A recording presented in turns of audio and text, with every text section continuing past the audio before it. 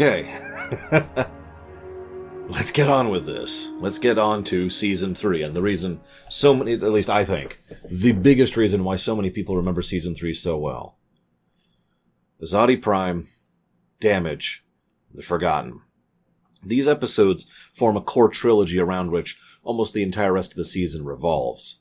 So much of the arc episodes, the ones that aren't filler, have been building up to this trilogy, and all of the events that happen after, with one potential filler episode I don't remember all that well, will be dealing with the consequences of this trilogy.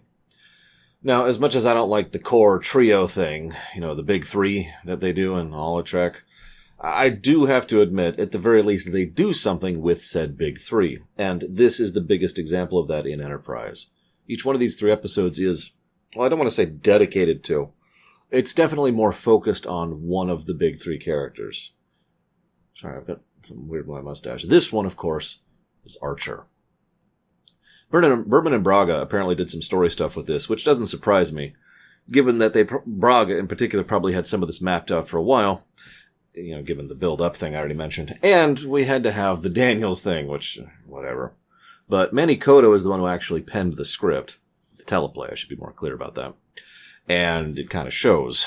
We also had Alan Croker back as director, so that's good. They get into system. They can't be detected for some reason. I'm not even going to speculate on why. You people have sensors that can detect things light years away. There's a ship right there. But whatever. I'm going to let it go. Degra proposes a toast to his people. A new future for all Xindi. Keep that in mind. T'Pol needlessly pokes Hoshi for some needless exposition, and then we have needless attempts at humor. These scenes kind of suck, so we're just going to move through them. They don't follow the tone or feeling of the rest of this episode at all, and it feels like they kind of were just put in to pad out the runtime. So, they're detected. The moon that's rotating has a little outpost. They see them. Once the outpost is around, they're going to send a signal. That's it. There's nothing else there. And for once, this is exactly what it needs to be. I've actually referenced this scene before when I've talked about how much they've misstepped the I did what I had to theme up until this point. Because here, they have to do this. They have to destroy that area. There's no ifs, ands, or buts. There's no other options. Take out the facility. Kill those people, or it's the end. Now, we could probably argue that with transporters in time, they could probably disable it in their comms to the point where they can do something with it, maybe go down and board them and stun them or something. And I'll grant you that. I will actually grant you that. But in the moment, with the limited resources, they decide, no, one torpedo. And the whole scene is quiet. There's no celebration. It's not this big dramatic moment. And Archer knows exactly what he's just done, and this is step number 2 in his character arc, because it hurts. Having to do this, having to take this action, hurts him. So, by the way, you'll notice T'Pol also questions it. Like I mentioned, could have happened in several previous instances. Sir? We don't have time. Just do it. Okay. So, this is when we find out that the weapon, the Death Destructo Ray, or the Omega Mega Cannon, if you prefer, is being built underwater. I was wondering about that, but I suppose if you can build such a thing like that and build it underwater, then it's going to be good to go for multiple other types of situations, like, any kind of gas giant, whatever, anything where there's a large amount of pressure. So I suppose there's a degree of sense. And of course, they want to keep this thing hidden. It just feels like they're making their job a lot harder than it needs to be, just for the sake of secrecy. I don't know. I'm just spitballing there. Either way, they go in, they get their scans, cut to them already being out. Good for pacing. Unlike the earlier bits, which I complained about, this fits very neatly and tightly. And with one exception, the rest of this episode is gold. I have no complaints, with one exception, after this point. So we're going to get a weapon, we're going to get some bombs on board one of our shuttle pods. We're going to get it into the weapon there, and they're going to destroy it from within. And it's a suicide mission. If they blow it up and die in the process, then they're dead. If they blow it up, and somehow survive the blowing it up, they will be detected and hunted down, and there's no chance of escape, and they will be dead. There's even a decent chance that the Enterprise will be destroyed in the process, but at least they can, peace out and try to get out of here, knowing that the mission has been accomplished. But that's it. This is a one-way trip, a suicide mission. This is when Step 3 happens in Archer's arc. Archer was not a good captain. Now, let me be very clear. That's not an insult. It is, in fact, part of his character. He was a pilot who had a chip on his shoulder. He was an explorer. But despite that repeated note that bothered the piss out of me in Season 1 and especially in Season 2, Archer must be right, you remember that? That has been completely abandoned, finally, thankfully. And now what we have is someone who was inexperienced, who wasn't ready for the responsibility, who wasn't ready for the weight that was going to be put on his shoulders, the ash that he was going to carry around. And he didn't know how to cope with that. At first, he just made the orders, made the tough calls. But as the episode shows, that one last call of having to destroy those innocent Xindi was kind of the last straw. It was the final piece of straw that broke his back, and now he is a broken man. So Archer fails. This is Archer's real arc. The fact that he descends, not by becoming a dark and horrible person, not because he's like, I will torture and do whatever I must. No, it's because the acts have broken him so badly that he no longer has the ability to be captain, to be commander, to do his job. He makes what is probably the worst possible calls he could make under these circumstances with the information he has at his disposal, which, I feel like pointing out, includes someone from the future telling him, hey, this is a terrible idea. Everyone disagrees with this choice, and he makes it very clear. The only reason he does this is he's not ordering anyone else to their deaths.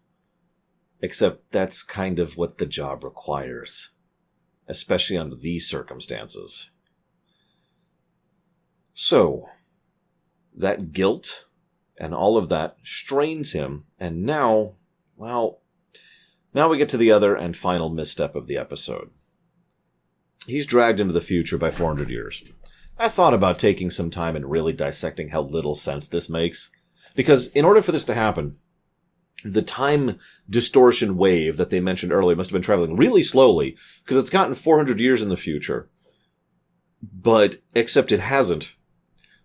Sorry, I'm saying this the wrong way. It hasn't yet gotten to 400 years in the future, so the previously existing 400 years in the future is still there for them to drag him back to, so he could show him the Universe-class Enterprise J, which, can I just say, that ship looks terrible. I've always hated that design, and seeing it in STO was just, huh? And it doesn't help that it's the size of a friggin' space station. Anyways. So, the wave is still advancing, and he goes back here before he jumps back over the wave to put him here, even though the Xindi conflict was never happening, despite the fact that... Let's just let this alone. Okay, I get it. They didn't think it out. They didn't. They didn't plan this out. The only way this makes sense is if we bend their own rules to the point of breaking them. Whatever. Daniels pulls Archer forward and says, you can't do this. Now, he goes for the idealistic bent. This is about the Federation. The Xindi are part of the Federation, and this is a greater future, and we're against the sphere builders, and blah, blah, blah. What's funny about this is not much of this is news to Archer, and Archer doesn't seem to give a damn. Now, that makes sense. Oh, Archer does give a damn, and he is retaining it.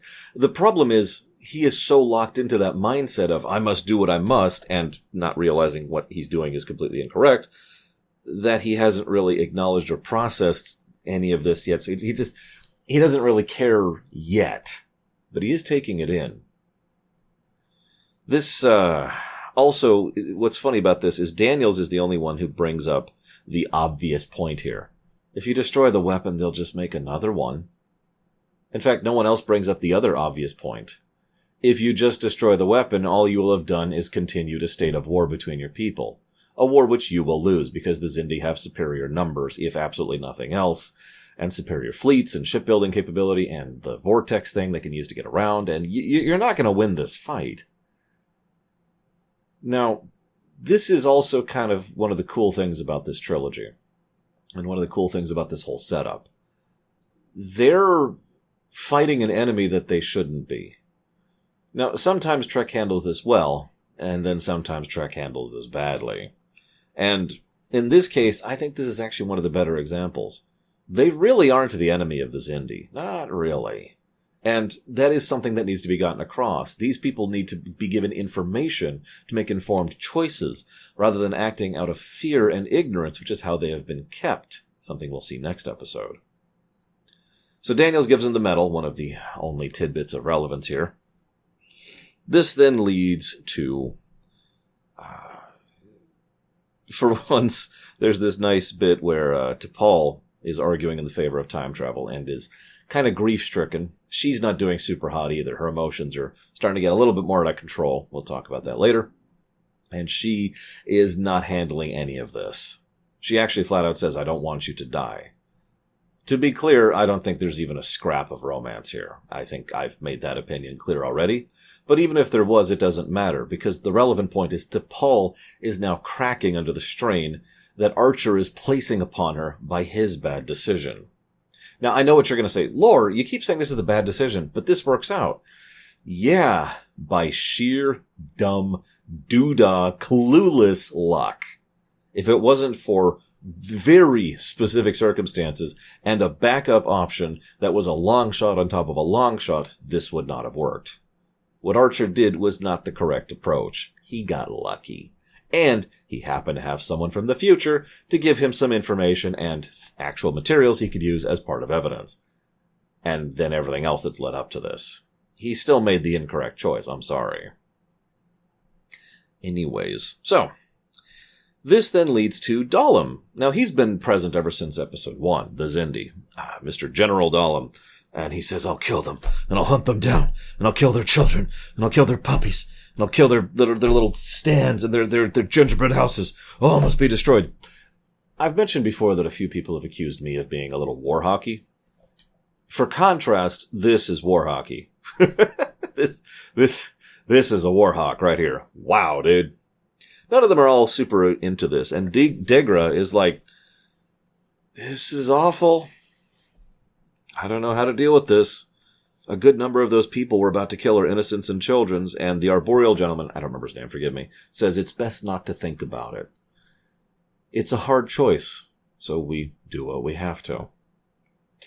I do like, however, that it shows that neither of them is comfortable with this choice. Neither of them likes this choice. It is simply what they're being forced to do with the information they have at hand. Meanwhile, that station they took out, hey, didn't report in, and they took that as a loss of info, so they go scouting. Credit for actually being logical and making sense. So, then Archer gives the explorer speech. I love this. Get out there. Get back to that job of exploring. No. No. Now, I get this. I do.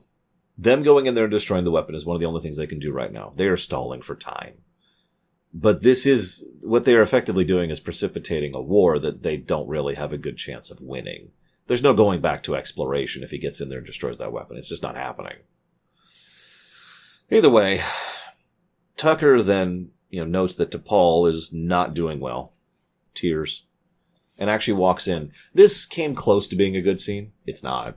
It's acceptable, but it's not a good scene because Tucker has to explain to T'Pol, the commander, who has a great deal of command experience at this point, the bleeding obvious that she needs to be on the bridge so people know that things are under control, the morale side of the equation. She responds, get the hell out of my quarters. That's why it works. Because it's clear that even though Tucker is telling her what she already knows, that's the part that's irritating. The fact is she does already know this, and she's just making this choice because she's breaking too. We'll come more to that later. So naturally, Archer is detected immediately. And then we see the Jack Bauer interrogation. Very nice, very nice. It's also interesting that the threat on the ship, the threat against his ship, is the thing that actually gets through to Archer, actually bothers him, not the being beaten up. After all, if Archer has a talent or skill set at this point in time, it's probably getting the crap beaten out of him. But this then leads to the desperation play. I picture this as a card game.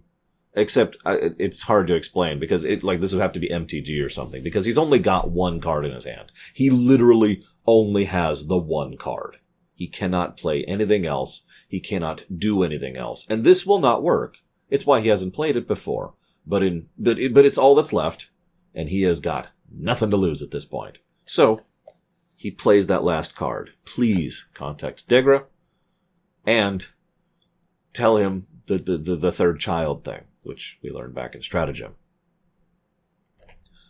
This is interesting because it mirrors T'Pol's decision. T'Pol decides to make the incorrect choice. She, the last remaining truly experienced commander on the ship, I know Tucker has some experience and Reed does too, but let's be honest, T'Pol is the other actual mainline captain of this ship, decides to go and take a ship and head out there and try to diplomatize her way through things. Now, in the interest of fairness, that has a chance of working. It certainly has more of a chance of working than Enterprise going in guns blazing. The thing is, she is making this decision for all the wrong reasons. She is doing this out of guilt and anger, and fear, and all of that pain, and that sounds familiar, doesn't it? She, in fact, gets seconds away from doing this before she is saved from this action by the incoming Xindi ships, which start pulverizing them. Meanwhile, Archer tries an interesting tactic with Degra. And it really is interesting because it almost flies in the face of everything we've seen so far. No duplicity, no stratagem, no tactics. He is not just honest, he is open. And there's a distinction between the two.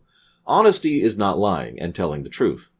Openness is volunteering the truth and trying to actually be non-duplicative in how you communicate. You know, openly volunteering stuff is completely different from technically being honest and therefore being able to still deceive people, right? But no, he lays it all out there. No hesitation, no holding back. This, and this, and this, and this, and this. And his raw, unfiltered honesty includes his own anger at this. I don't like this anymore. He even cusses him out. But this is going to be the end of your species just as much as it is mine. And I don't like this any more than you do. And blah, blah. And he just pours that into it. And I might be wrong, but I think that's what gets their attention. Then they go and quantum date. Another irritant about the fact that quantum dating is once again being used as a plot device, and we're moving on. This then leads to the primates and the arboreals considering the situation. How appropriate is it that in this story, it is a reasonable scientist and a reasonable politician who are the crux of this having a chance in hell of succeeding? How often do you see that in fiction? The mad scientist and the politician are the ones arguing for the good guy's side. And Mr. Arboreal, I need to look up his name at some point, is also kind of along with this. This lines up with everything he knows. And he doesn't want to do any of this crap. The idea that they have been deceived is so much easier to swallow than something along the lines of, you have to go kill billions of people. Because they don't want to do that. So naturally they would try to embrace that. And all three cling to this idea. They dismiss it. They talk bad of it.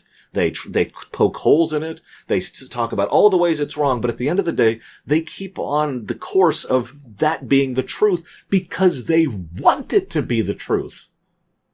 Because they aren't mass murderers in the mentality, in the philosophy. They in no way want to do what they have done. It is simply what they have had to do. And when you have to do what you have to do, well, if you suddenly don't have to, that's relief right there. They also mention, by the way, two other very important things. She, which they mention a couple of times, and will have to get information to the aquatics clandestinely. This then leads to T'Pol and the attack. Archer is confronted by the politician gentleman. I can't remember his name. He's actually a great actor. I loved him back in Space Above and Beyond as the Commodore, if you remember that show. Great show. I recommend it, by the way. Now that your mission has failed, you negotiate. Notice Archer has no response to that. Because he's right. Archer made the incorrect call. But also, Archer only tried to negotiate when his desperate attempt to destroy the weapon failed. This is Archer's next step in his arc. He realizes that doing what must be done, doing what I had to, having to make the tough calls, can go the other way, the more intangible way. Instead of, I must torture and I must kill and I must do these evil acts, sometimes it means letting go, trusting, being open, being honest, and being willing to contact someone who is a mortal enemy who has killed 7 million of your people and trying to reach out a hand to them. And if that doesn't sound hard, credit to Bakula. He sells how difficult this is for him to do. But he keeps trying, and he keeps pushing, and he keeps saying, this is it. This is the truth. This is where it is. Cards on the table. Bam! This is when the money really starts to come in. They've saved it for a couple episodes in a row, actually, if you're paying attention.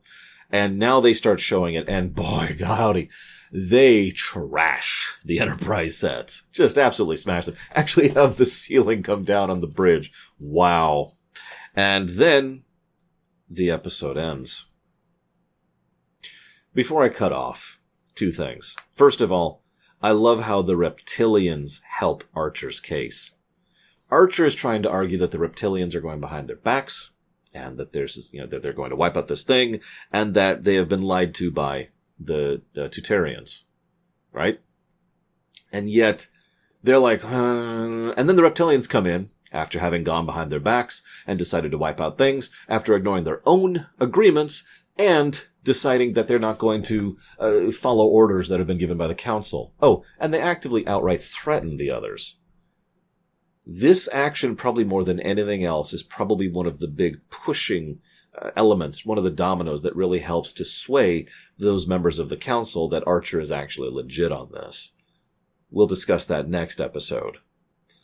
The other thing, this is yet another advantage. I've been saving this for a long time. This is yet another advantage of string continuity.